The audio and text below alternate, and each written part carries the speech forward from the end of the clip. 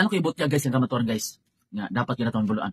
Ayaw nyo na nga nangataki, ayaw nyo na nga nagdaot, dili pang daot guys, dili pang daotaki, kung dili pagpatinaw, pagpaklaro sa unsa gyud ang tinuod. Una guys, ang Biblia dili pwede kulangan, dili pwede dungagan. Pero doon na is libro guys, giningon din guys sa ilahang librong gitawag nga kining sulat ni Gregorio Zaide o ni Sonia Zaide dinhi sa page 78 kanang libro guys. Unsa gisulti guys? Tanawa ha. Usa ni sa mga doktrina guys nga gituan nila. Dinhi. Catholic believe that the Pope in the Vatican and Rome can change what the Bible says. Ang Romano Katoliko no nagtuo sa Santo Papa diya sa Vatican o sa Roma nga makahimo sila sa pag-usab kung unsa ang gisulti diha sa Biblia. Tiaw mo na guys, ang gingon sa Biblia dili pwede usbon, dili pwede lungagan, dili pwede kulangan. Sa ilang giusab dinhi na example. For example, the Pope has allowed to Catholic to make religious images that look Jesus, that like Jesus, his mother Mary and other biblical character like Paul, Mary Magdalene. The Pope and Catholic priests allow Catholic to kneel down, pray before these religious images and parade them in procession. So usa kini guys ka pagpamatuod nga ang ilan ng tinuan imbento lang sa kadagkuan. So kisa may musupak ani nga nakasulat man sa ilang history nga diin mo inang gituhuan nga maugyod ang mopabarog sa kamatuoran baton pa nila ang history books niya kini ka history man ni. Na klaro gitin-aw nga ang kadagkuan nila maoy nag-usab kung unsay nasulat sa Biblia ug ang wala nakasulat sa Biblia maoy ilang gitulo sa tanang katawhan ug maoy gituhuan sa karon sa katawhan ug karon mauni ang ilahang naandan ug nabatasan. So muna guys nga sa Juan kapitulo 8:31-32 ang kamatuoran magahatag kanatong kagawasan. So God bless guys. Ato ning nga tubagon na argumento por argumento kini nga pahayag sa atong higala gikan sa Seventh-day Adventist Church. Ug nagtuo ko nga ilahan ning usa sa membro sa mga layman nila nga nagapanalipod sa ilahang gitawag og pagtuo. And kini mo mga tawhan na basta mukot man gud og mga dokumento or libro kung di nila pamputlon ilahang surambawon pagsabot ang nakasulat sa maong libro. So usa-usahon nato ning iyahang argumento.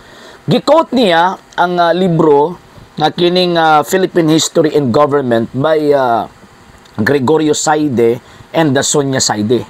O niya iyang gibasa ang page 78 nag-ingon dinhi Catholics believe the Pope in the Vatican and so Rome can change what the Bible says.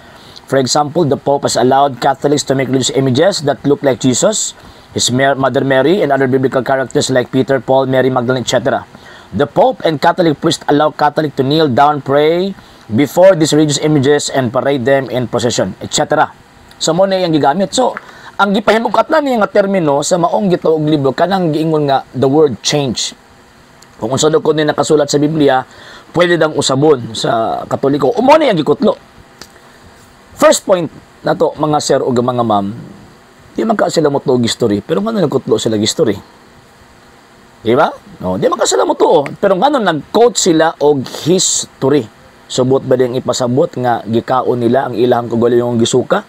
Na di sila mo-quote og kasaysayan kay kini so pag daw kuno sa Biblia nya karon mag-quote sila og kasaysayan. Number 2, iyang gisurambaw pagsabot ang nakasulat sa libro ni Dr. Gregorio and Sonia Zaide. Nga naman kay ang gigamit nga term the Catholic believes. Buti pasabot kana magong believes nga term nga gisulat sa istorya nagarefer na sa duha ka butang. Na siyempre, Katoliko God, di ba? Ang tawag ini gipuntingan niya, payong believe in a Catholic sense, payong belief man God, refer na sa doctrine or norms or rule of the faith, and number 2, refer po na sa practices. So, katong pag-ingon ni Dr. Gregorio Zaide o Sonia Zaide nga, the Pope of Rome and the Vatican can change what the Bible says, refer to dito sa gitawag og practices and not to the doctrine. Nga naman kay one of the meaning of the word change kay modification. Ikaduha kining tawag ining making difference from the previous state and also variation. Pero wala nagpasabot nga iyang gi-change totally. Absolutely no. Mo bitaw nga gi-modify ni Gregorio Zaide or iyang gihulagway unsa na nga mga changes nga gisulti niya. Datre pa singon siya nga giusab gikan sa giusab nila ang tawag ining Biblia. O unsa man na? For example, kanang giingon niya nga tawag ining kining gisulti ni Dr. Gregorio Saide, kining ang Papa nagaalaw nga paghimo og mga imahin ni Ginoong Jesucristo ug sa mahal nga Birheng Maria. Sa balang kasulatan di man ka makabasa din nga tawag ining na sila explicit and actual making of images of the Blessed Virgin Mary and the Lord Jesus. Kasi sa panahon nila, wala pa may, kung sukang baba, they are persecuted. So naagi changes. From the previous state nga ilahang mga panghitabo kaniang tuog karon, lagi tawag ining pagkakambyo. Unsa pa? Kiningingon din hinga paghatag og pagtahod like sa mga biblical characters, for example Peter, Paul, and Mary Magdalene. Kani adto na ay respect kani adto pero dili pareha karon. Kay ang karon manggod di wala mo nakita ang persona.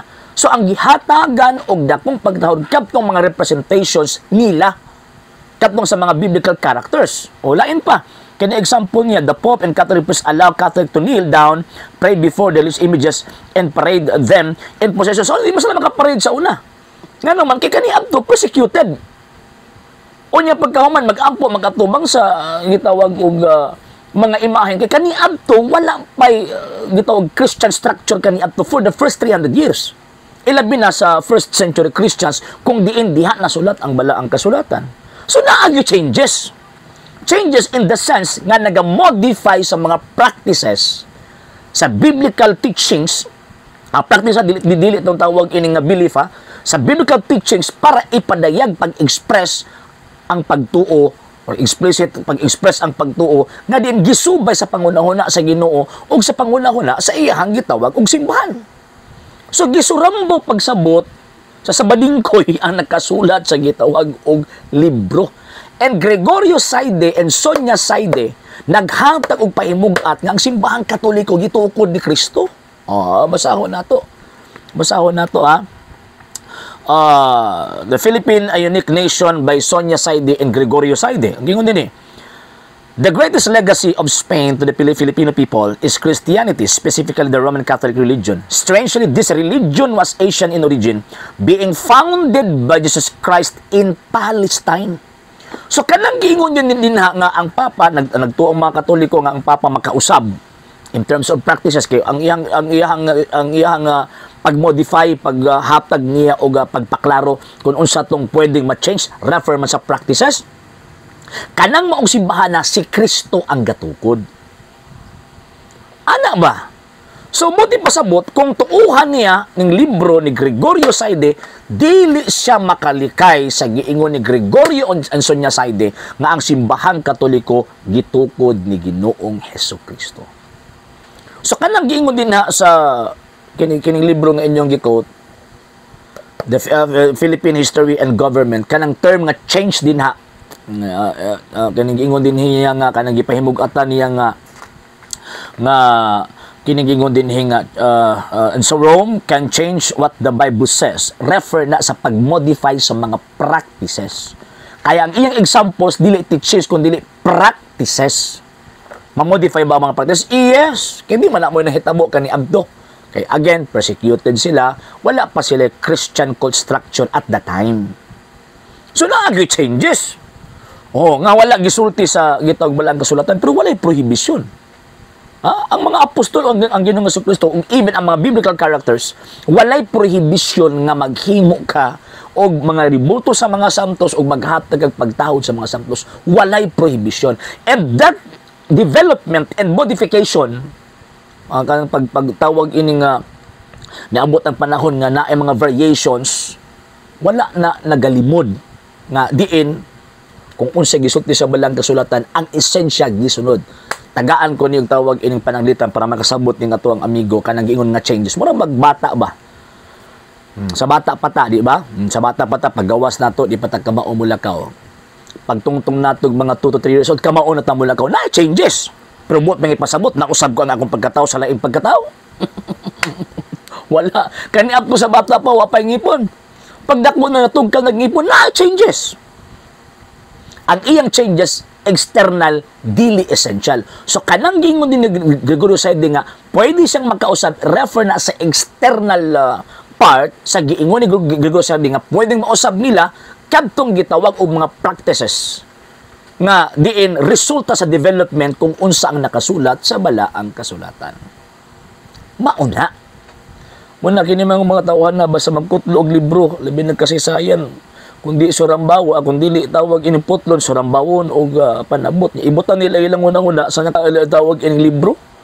Ingon ana. And number 3, and last point mga sir ug mga ma'am. Ingon pa nila atuan ko ning libro. O tanawa diha na makita ba nga naagi diferensya kung baga. Gani man atuan do ni libro. Sa Katoliko daw kuno ni. Amo to ning eskwela baka gyud ni sila.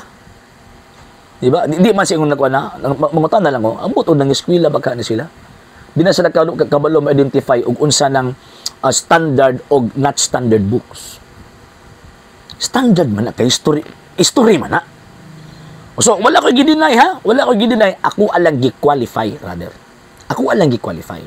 Kung sa'y buot ipasabot ni Gregorio Saide. Ang buot ipasabot ni Gregorio Saide, kanang giingon nga changes refer sa practice nga wala kaniadto apanaan na karon.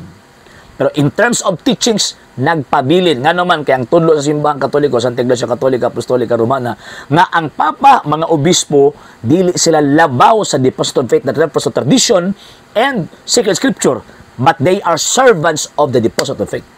Mo ipasabot, o ilalang ipasabot kung unsa nakasulat sa balang kasulatan, ipasabot nila. Pero kanang practices pwede sa ma-change. Mo na giingon ni Gregorio Saide. Oh, di ba? St. John chapter 8 verse 32. Seek the truth and the truth will set you free. Ug pagbantay pud mo kay surambawon sa mga mini nga propeta kanang kamatuoran nga maghatag kanatong kagawasan. Muna katong mga members sa Seventh-day Adventist pag una-una mong sakto kay giilad ra mo ani mga tawhan nga kutlog-kutlog libro niya surambawon lag sabot. Sa hindi pa po nakapag-follow sa mga pages po natin, i-follow niyo po yung mga pages po natin. RJ Horolanciano II TV Apolia Punto Argumento page, Kuya Apologist TV page, and RJ's Vlog 2022. And pwede rin po kayo mag-send po dyan ng Facebook stars. And also, sa ating po mga channels, sa hindi po nakapag-subscribe, subscribe po ninyo yung mga channels natin. Dalay Catholic, Apologist International Official, RJ Sano II TV, Kuya Apologist TV, and Barrio Kawayan Religious Forum. And pwede rin po kayo mag-send po dyan ng super sticker, super chats, and super thanks. And maraming salamat po sa mga kapatid at mga Katoliko na ulis pong tumutulong sa programa po natin. Maraming salamat po. Nang dahil po sa tulong at suporta po ninyo, ang programa pong ito, until now, andito pa rin po sa social media. And until now din po, nangangailangan pa rin po tayo sa tulong at suporta po ninyo dahil wala po kami magagawa rito mga sir, mga ma'am, kung wala po yung tulong at suporta po ninyo. Sa gusto pong tumulong, sa gusto pong sumuporta, pwede po ninyong ipadala ang tulong at suporta po ninyo sa pamamagitan po ng ating mga account numbers dyan po sa ating pong screen. And pwede nyo po kaming i-message sa ating pong page kung via remittance po yung papadala po ninyo. Maraming salamat po in advance.